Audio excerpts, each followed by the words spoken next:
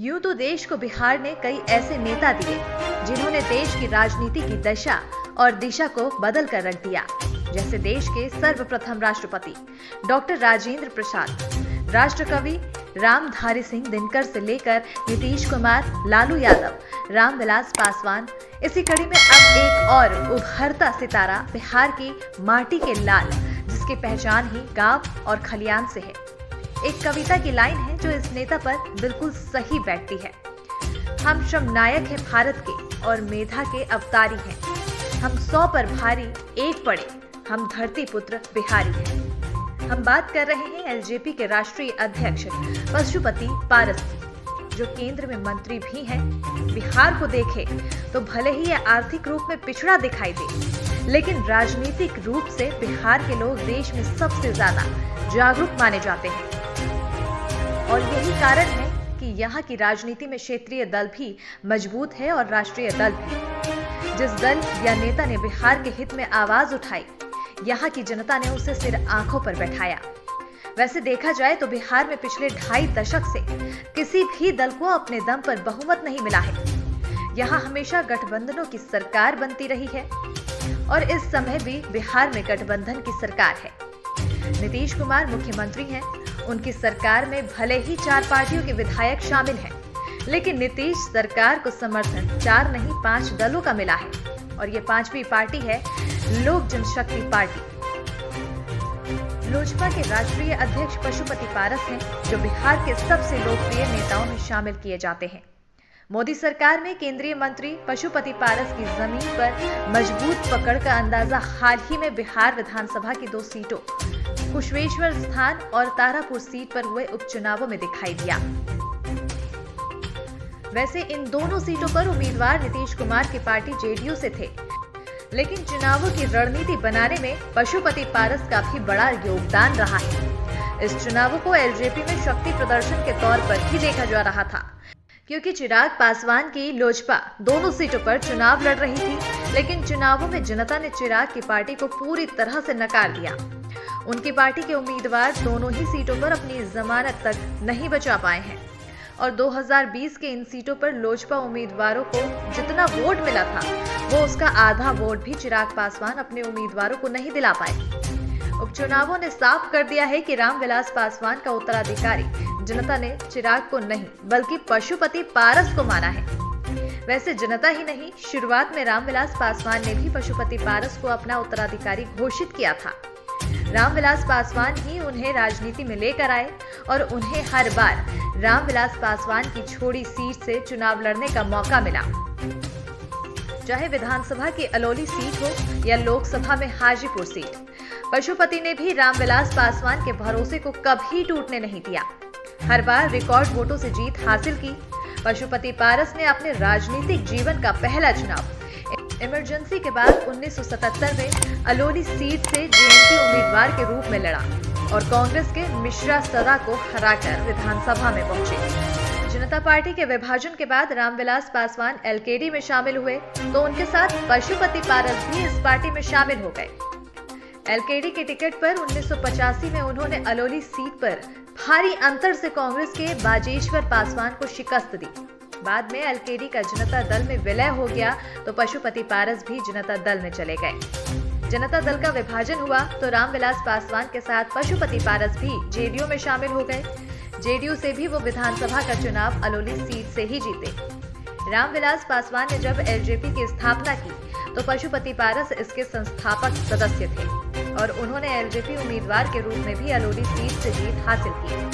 पशुपति पारस कुल 8 बार विधायक बने। रामविलास पासवान जहां केंद्र की राजनीति में सक्रिय रहे, तो पशुपति पारस बिहार की राजनीति में सक्रिय रहते हुए पार्टी को मजबूत बनाते रहे। पशुपति पारस का ही ये करिश्मा था कि पासवान के दिल्ली में ज्यादा समय बिताने के बाद भी उन्हें लोकसभा चुनावों के दौरान चुनाव जीतने में ज्यादा परेशानी नहीं आती थी। इसलिए जब 2019 के लोकसभा चुनावों का ऐलान हुआ और रामविलास पासवान ने चुनाव लड़ने से इनकार कर दिया, तो उन्होंने पशुपति पारस को ही इस सीट से चुनाव लड़ने के लिए चुना। इसके बाद पशुपति पारस हाजीपुर से चुनाव लड़े और रिकॉर्ड वोटों से जीते।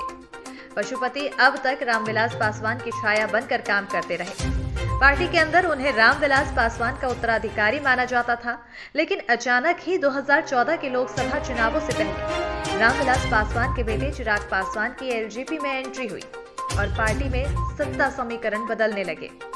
चिराग की मनमाने फैसले के चलते पार्टी में मतभेद भी दिखे, लेकिन पशुपति पारस हर बार उन्हें नियंत्रण में रखने में कामयाब रहे। लेकिन अचानक ही एलजेपी को सबसे बड़ा नुकसान बिहार विधानसभा चुनावों से ठीक पहले लगा, जब रामविलास पासवान का निधन हो गया। पासवान के निधन के बाद चिराग बिहार में एनडीए से नाता तोड़ने का अपनी ओर से ऐलान कर दिए। पशुपति पारस ने इसका विरोध किया, लेकिन चुनाव सामने था और चिराग जिद पर अड़े थे कि वो नीतीश को हरा कर ही रहेंगे, जबकि पशुपति पारस का दावा था कि नीतीश कुमार के सुशासन में बिहार का विकास हो रहा है। यदि नीतीश कुमार की सत्ता चली गई तो राज्य का विकास पटरी से उतर जाएगा। पशुपति ने चिराग को समझाने की कोशिश की, लेकिन चिराग उन्हें मुलाकात का समय तक नहीं दे रहे थे।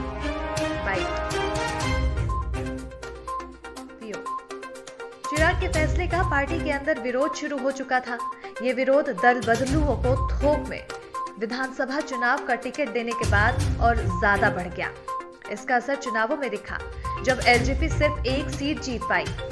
एक ऐसी पार्टी जिसके लोकसभा में 6 सदस्य थे, वो बिहार विधानसभा में मुश्किल से खाता खोल पाई। पार्टी को एकजुट करने के लिए फिर पशुपति पारस को ही आगे आना पड़ा और विधानसभा के एकमात्र विधायक और सभी सांसदों ने चिराग से किनारा कर दिया। लोकसभा में पशुपति पारस को एलजेपी संसदीय दल का नेता चुन लिया गया।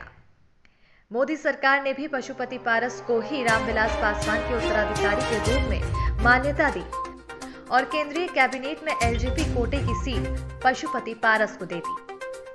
चिराग पासवान ने इसका विरोध तो बहुत किया, लेकिन उनकी आवाज पहले जनता ने अनसुनी कर दी, फिर केंद्र सरकार ने भी। आज चिराग और पशुपति पारस के रास्ते अलग अलग हो चुके हैं और एक इंटरव्यू में पशुपति पारस ने कहा था कि पानी सिर के ऊपर से निकल चुका था।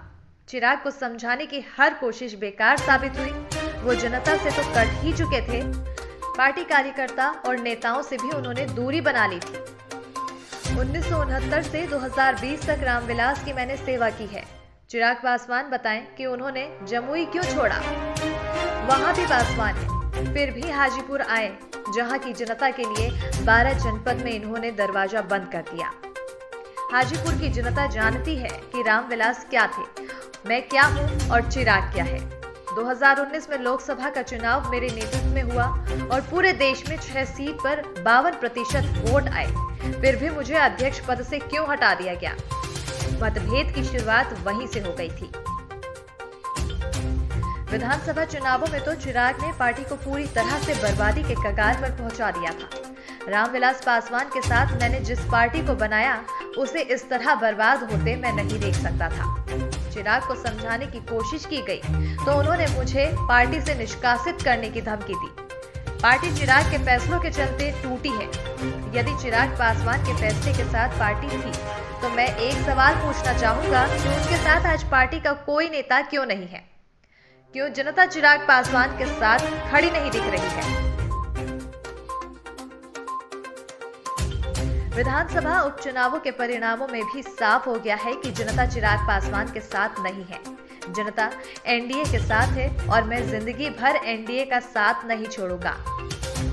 वहीं बीते 28 नवंबर को दिल्ली में पार्टी कार्यालय पर बिहार के पूरे कार्यकर्ताओं के साथ मिलकर पार्टी का 21वां स्थापना दिवस मनाया गया, जिसमें बिहार के तमाम जिलों से कार्यकर्ता शामिल हुए थे।